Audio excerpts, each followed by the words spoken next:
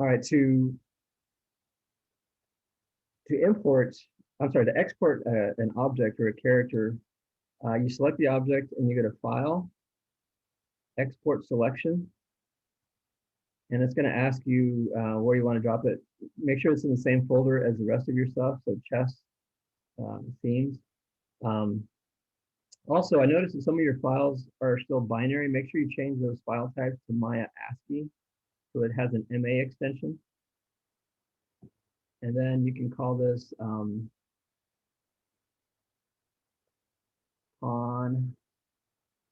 new, well, let's see, sorry, whatever you called it, Burosaurus, mine is going to be Burosaurus underscore pawn underscore 02.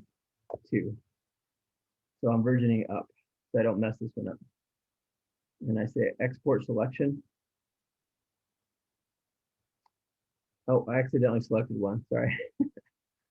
In fact, so when you save them, this is the correct way to name stuff when you're going to save them, because this is a new scene file. But if I'm exporting, I forgot that you generally want to keep the name as short as possible. So instead of all this stuff, I'm just going to say pawn, and I'll show you why in a second. So I export, I don't have anything else in here called pawn by itself. So I say export selection. Now, I'm going to say file, open scene, and I'm going to go to the original file that I had you guys working on. It was called pieces poly. So if this, let's say this is, was it Taylor that didn't have the blend shapes? So if this is Taylor, he's going to open up the original file, say open. I'll say don't save because I haven't really done anything. So if I click on this one, pawn or pieces poly, you can see that there's nothing else in here but the board and the pawn that I created.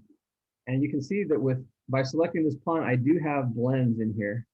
So this is the right file.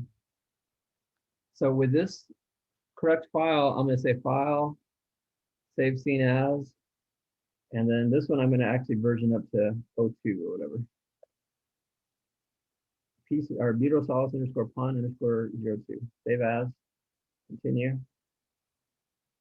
So now that I've created a new file and I've exported the pawn that I've created, I'm going to go File, Import, and then I select the one that's called pawn.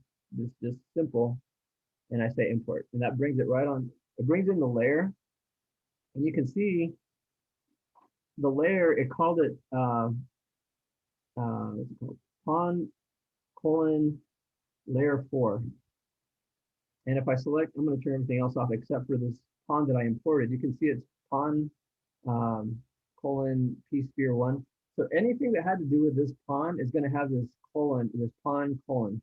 Every time you import something, it brings in the original name.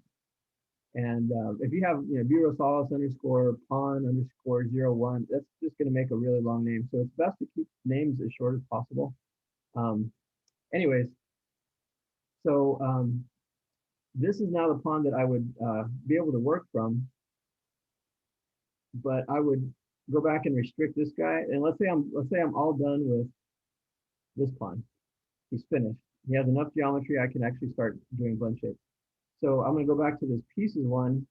I'm going to restrict that one. So this is still my reference. Oh, I'm sorry. Before I restrict it, I need to switch it. So I have my pawn here. I have it selected. This is the reference pawn. I'm going to go to blends, and let's say I want to do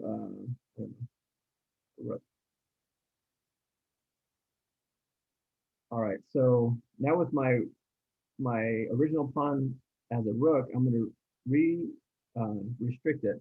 I'm going to turn my pawn layer back on, and if I hit 4, you can see that he's there. He's just smaller. So before I start modifying any of the edge loops, what do you think is the first thing I need to do? I would imagine you need to save it. I need to scale, right? So Yeah. pretending that I have enough geometry, because this one obviously doesn't. I select my pawn, I hit R.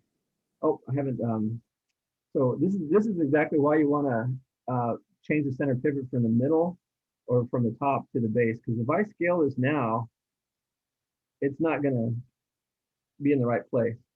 So real quickly, I'm just going to go back to the front view and hit W, hold down D as in dog, X as in xylophone, no, X as in Xerox, sorry. And then snap it to the bottom. Now with the pawn snap to the bottom, I turn on my pieces again, and then I can hit R, and then I can scale this up. And I don't really need to scale too much. In fact, what you can see that I also haven't frozen transformation. So I'm going to go ahead and do that. Modify freeze transformation. And you'll see how much I need to scale this pawn to be closer to a rook. So I'm scaling to get the base in the right place, but you can see the rest of the stuff needs to come down. So I'm going to go to edge mode again, grab this stuff, and drag it down so that maybe the neck lines up. Maybe I'll grab this guy and drag these guys. Oh, hit Z, sorry. I don't want to move all this stuff. I just want to, I'm trying to move the edge loop. So I'm going to zoom in here and double click on the edge and drag that down and hit the right arrow so I can, that one's falling in the right spot. In fact, I'll just snap that one, hold down V and snap it to where it needs to be. And snap this guy where it needs to be. But of course, you guys recognize that this is not finished. I need a lot more geometry to get there. So, but with the head, I mean, for the most part, the body doesn't need any more geometry. From the neck down, the pawn should have the same geometry, same number of polygons and edge loops as the rook. But from the head up, that's where I need to add more. Well, I don't need to add any more geometry. So I'm not adding any more edge loops for any of these different blend shapes. What I'm doing is just modifying what I have. So, and you can see this is going to be different. If I turn on the rook, it's going to be really hard to get this shape where we have these little parapets or whatever you want to call them, these little windows. If I'm just using edge loops. I would think what you would do is you would select your edges and then you would deselect like specific parts of it, and then you could probably flatten them out on the Z axis. Yep. And like move from there. Yeah, there's a lot of different ways you can do this. Before I get ahead of myself again, I'm going to scale the stuff at the top. And I've been using edge the whole time. I'm going to go to vertex this time. So I go to right click. Instead of edge mode, I'm going to vertex mode. So I'm going to hit R and I'm going to scale these vertices, which because they're at the intersections of the edge loops, I'm also scaling the edge loops. And you can see that the second, I need to keep scaling. They're not big enough. That's probably big enough for the bottom. So now that I have this bottom stuff more or less in the right size as the rook, I'm going to hold down Control and deselect the stuff I don't want to scale anymore. The rest of the stuff I'm going to still scale it, so I hit R and I scale that, and I need to move it up a little bit. Then I'm going to deselect the stuff I don't want to scale anymore again, and I scale what's left. And I move stuff up again. Wait, sorry, I have one small question. Yeah. So when I went into vertex mode for mine, all of my points are still purple and not yellow. Okay, so if they're purple, no,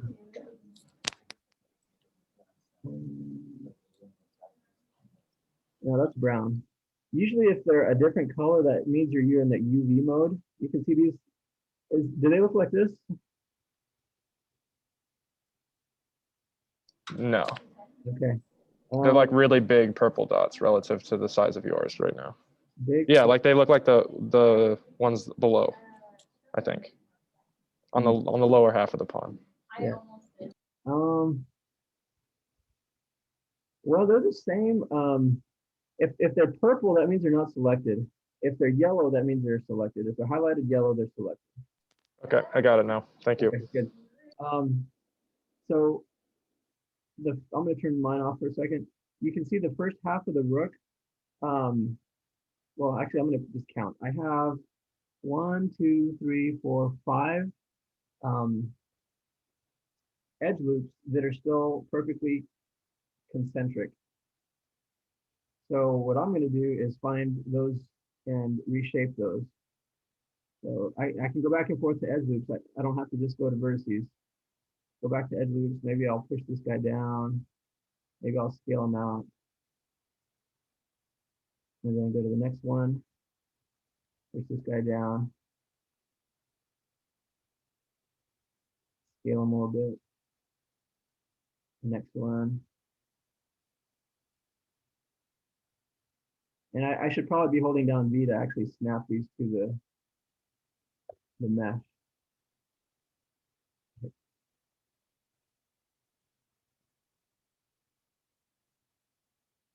Scale this in. This one needs to be scaled in just a little bit. Now we're going the other direction.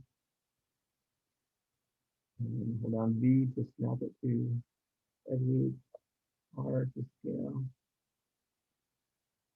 Now the next one, this one's going to be a little different. I can start by just moving this one down. But at some point, I need to move stuff around. So you can see that some of these edge loops are, I'm sorry, not the edge loops, but the edges themselves, I'm going to be pulling those up at different heights. This guy is, I'm going to line him up with right here. You can see that this edge loop is all curvy. So is the one below it.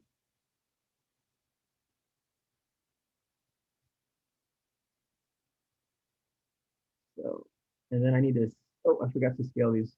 Scale these in a little bit. To the left arrow, scale these in. There you go. So I'm just scaling him, and let me go back to the perspective view. So it's getting closer to the rook. But what you want to be able to do is you want to get this perfectly symmetrical. If I go to the top view, you can see that I use I moved them all the vertices, I moved them down the same amount so that they're perfectly symmetrical. Can you guys think of any way? I did hear, I think it was, who was it, Drew? Someone was commenting you can move the individual edge loops down, right? So I forgot, I also make sure you want to keep this one restricted. You don't want to actually accidentally change the original.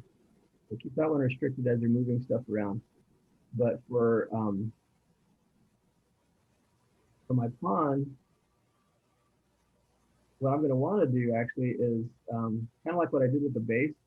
It starts to flatten out. You can see it's kind of flattening out. Not perfectly flat, but it starts to flatten out. So I can probably actually start to, I can grab these edges like I did before, or not, I'm sorry, not this one, but, well, I'm going to hold down shift and double click this.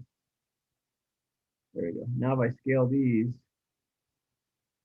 that's getting even closer to the shape. And I probably need to scale them in just a little bit. Actually, maybe that's a little bit too short. There you go. Something like that.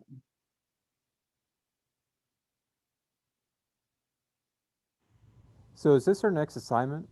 No, this is, I'm just showing you guys how to, I don't want you guys to build one for an actual grade. And then if you guys are, because there's a couple people that are pretty far behind, I want them to catch up. But the rest of you, I want you guys to attempt to build another piece. So it doesn't matter what kind of piece, just any piece? yeah, just keep it, in fact, you know what, I'll even make it, you don't have to necessarily build one of these guys that I've already created. You can build your own. So let's say, because what I'm concerned about is time. Because if one of you decides to build the rook, I'm sorry, the rook is fairly simple, but if you decide to build a knight, which is fairly complicated, it's going to take a while. Oops, I still have the rook turned on. There you go. So in the end, that would be nice if we had the time to do something like this, but just for the sake of time to let everyone catch up, you can build your. I'll give you guys the option to build your own chess piece or your own object out of the chess piece. But the important thing I want you guys to understand is, right now, what I've created from this rook, I've not created a blend shape. I've just modified my pawn. You can see it's still called pawn here. So what did I forget to do?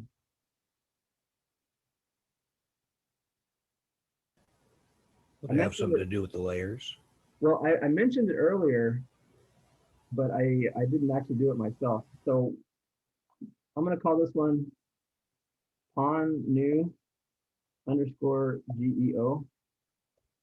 Oops, I'm going to get rid of that colon. I don't need that. Okay, so let's say this is my pawn.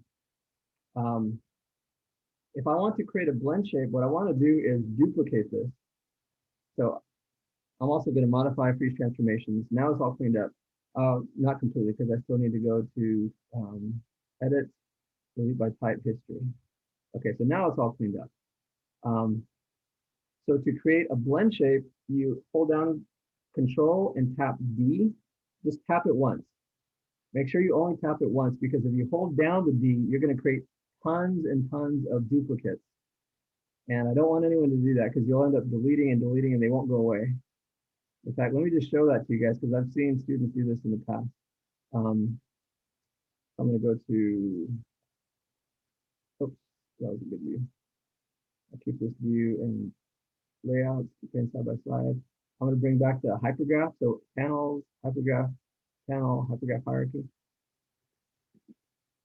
All right, so I select my object. I hit F over here. And you can see there's a pawn geo, which is the original. They're right on top of each other, pawn geo 1. If I select this guy and I hold down Control and I hold down D, oh, maybe it doesn't do it anymore. Yeah, maybe Maya cleaned it up. In the past versions of Maya, if you held down the D, as long as you held it down, it would just continue to create hundreds of duplicates. So it looks like they fixed that. Good. All right, so this is my original pawn. This is my pawn new. I'm sorry, this is the pawn I created. This is the guys that you guys are creating. This is our duplicate, but we want to be more specific. So let's say I want to turn this into a rook. I'm going to call this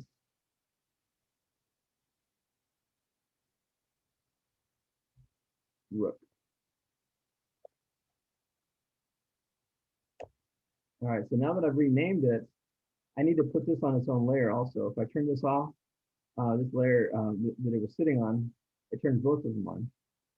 So I need to right-click and hold on the layer editor, and you'll see that you have a bunch of options in here. Add selected objects. It's already on that object, on that layer, so I don't need to add that.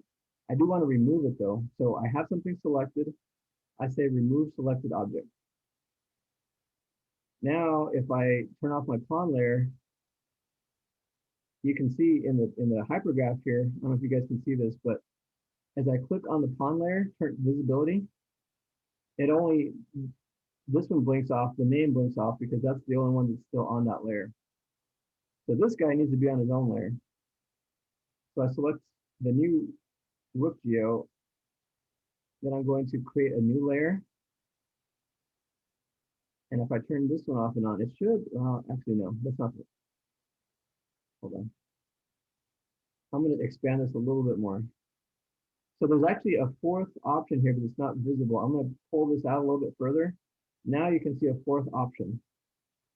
So if I hover over that one, it says create a new layer and assign selected object. So that does both things. It not only creates a new layer, but also adds whatever I have selected to that layer. So if I click on that last option, Now, if I turn it off and on, you can see that the pawn actually, or the rook actually turns off and on. And then I would call this one rook underscore OY. Is there any way we can take the break until Yeah. 3:30? I'm just asking. Yeah, that's a great idea. So I'm gonna stop sharing. Actually, let me pause my video. Okay, so for extra credit, what I want you guys to do is duplicate your pawn that you created, and that you duplicate is Control D. And you can see that I duplicated it, and then I renamed this one Rook Geo. So if you wanted to get crazy with this thing, but still maybe be symmetrical, I'm going to right click and hold and go to vertex. And maybe I'll grab some of these guys. And I want to zoom in close so I can see if I'm actually selecting the same ones on each side. All right, that looks pretty close. And I'm going to go to the, I'm looking at the,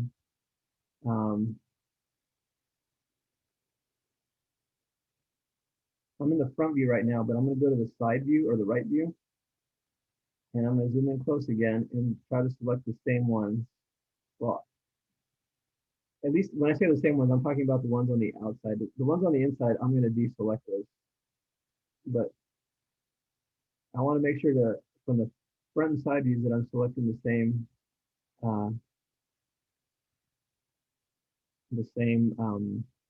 vertices. All right, so if I go back to the front view, yeah, okay. I'm going to deselect these guys again, and these guys. Okay, and I'm going to go to the top view now and look down on it, and I should see a nice cross, a fairly decent cross. It looks pretty symmetrical. I'm going to go to the perspective view, and I could drag these down. I'm going to hit 6 so I can actually see what I'm doing.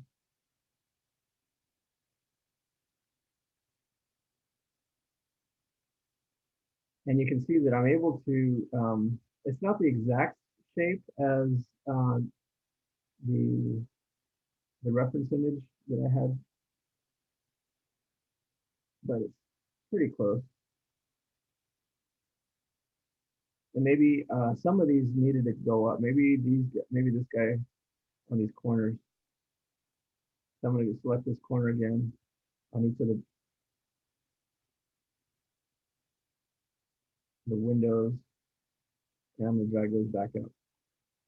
But I want to select, so I'm holding down Shift and I'm clicking on the vertex. And if you hold down Shift, you can see that it continues to have whatever you had previously selected, it continues to hold it selected. And I need one more here. Oops. So I'm going to hold down Shift and select these guys. And I'm going to pull them back up. I went too far with this. I should have stayed up here. There we go. And then these guys in the middle, these guys probably needed to go even further down. So I'm going to zoom in here with my perspective view to try to just get a point where I'm selecting as little as possible. So if I make a marquee around this stuff, and then I hit 6 again, you can see that the only stuff I selected was the stuff I wanted. And I had to really kind of angle it in. And sometimes you can't always get exactly what you want. You have to just double check and walk around your character and make sure that you don't have anything accidentally selected. When I did that, I very easily could have had something over here selected. And when I pull this stuff up or down, it's going to move something else that I didn't want. So just before you start moving stuff, just double check to make sure that you have everything that you wanted and didn't miss or didn't accidentally select something else. So I'm going to drag these guys down towards the center. And I think what I actually did I think I took that whole center piece and I dragged that separately down. But you can see they're all on, they're kind of all, some of them up and some of them are down. So what I'm going to do, instead of trying to select each one of these vertices individually, I'm going to go to back to edge mode and just click on that edge and it creates, oops, I clicked on it 3 times. I'm going to double click on it. And now I have that ring selected again. I'm going to hit R and then scale that until it flattens them out. Now I can pull them down together. And then there's a middle, a very, very middle vertex that I need to play with. So I'll just go back to vertex mode, select this guy, and then drag him down also. So it's not exactly, you can see I need to go back through here again and grab these guys. Because these are too far down as well. I need to drag those back up.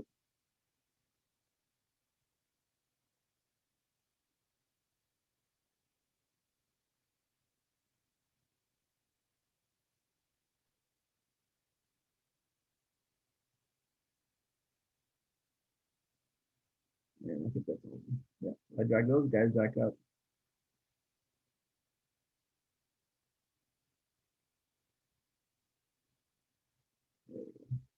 And probably the next guy too. But anyways, so that's just real quick how to move stuff around. And you can also see that if I turn this guy, my rook off, and I turn this guy back to a rook,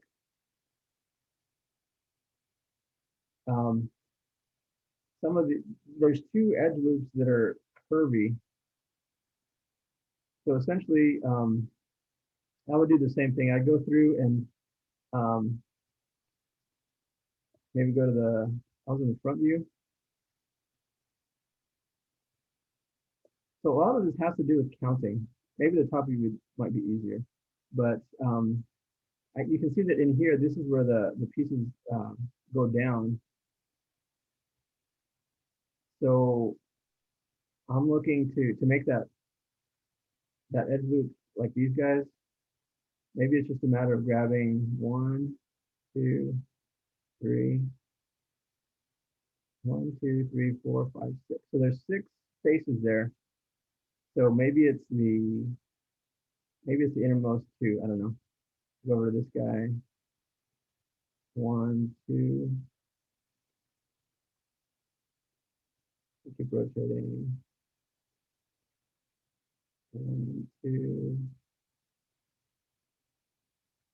1, 2. Oops. Now I clicked on there and it shows you that I selected something, but you can see that I didn't actually select the right thing. So I'm going to hit 4. And in wireframe, you can see that I selected something way down at the bottom that I didn't want to select. So I'm going to hold down Control and deselect that. So every once in a while, you want to check, and you can see, let's see. Yeah, these guys are good. I hit 6 again. And this guy and this guy. That's all the way around. So I just want to make sure that I selected the right 2 on each side. So that it maintains symmetry. And then I can just pull those up.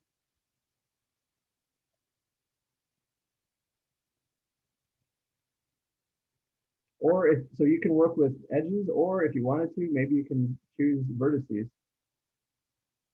It's a little bit faster to choose edges because you choose one edge and you're automatically choosing 2 vertices out of it. Oh.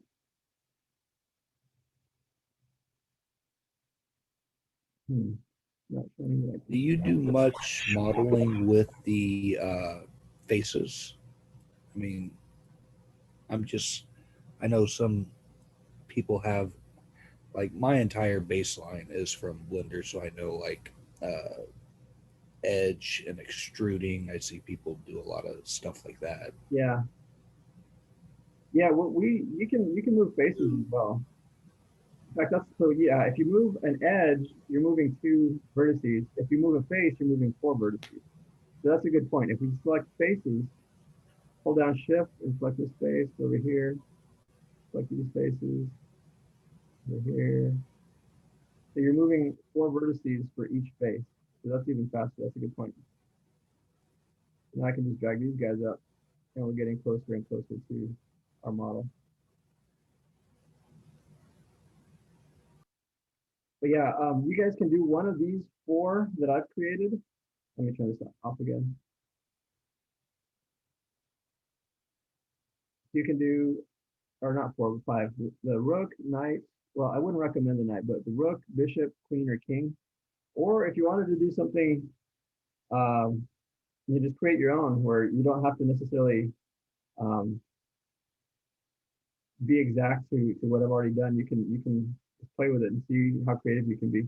The main thing is I want you guys just playing with the tools. You can move faces, you can move vertices, you can move edges.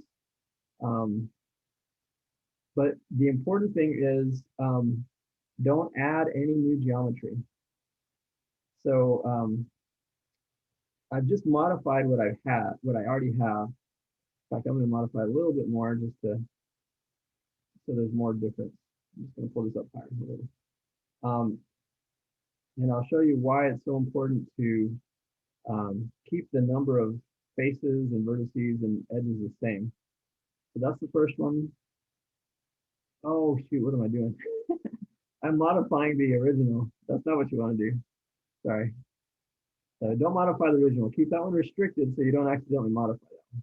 What you want to modify is the duplicate. So this is the rook. This is the original. And he doesn't look like a pawn much because I accidentally scaled him to be a rook. But so I'm going to turn both of these on. I'm going to select the pawn and then the rook. Sorry, my zoom is in the way. Let me resize my Maya file.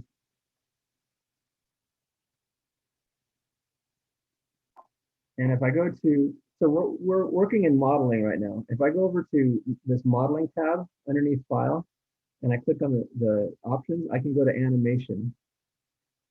And then if I go to deform under animation, you can see blend shape is the first option. If I click blend shape, you'll see that it created blend shape 1. So I'm going to turn off my rook. Oh, I did it backwards. Let's see if that actually works backwards. So here's my rook, blend shape 1, pawn new geo. So my rook turns into a pawn instead of my pawn turning into a rook. That's just because the order that I selected in. And again, there's not much difference between these two. I just moved the crown a little bit, but you can scale this. In fact, let me see if any changes that I make to this pawn, let's say I scale it even more. Let's make it more like a pawn. Or I don't know, maybe we'll make this look like a bishop. Let's scale this stuff down.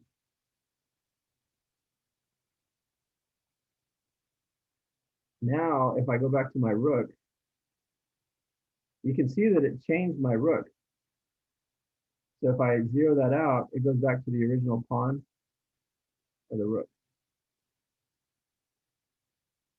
So you can duplicate but you always want to duplicate the original and then blend shape all the other pieces into the original, and you will create a set of blend shapes. So the whole point, and I think I mentioned this to you guys, when Ed Catmull invented this, he originally designed this for facial expressions.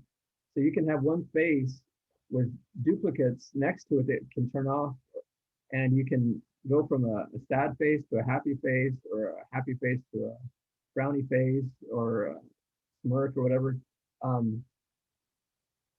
So blend shapes are really, really useful.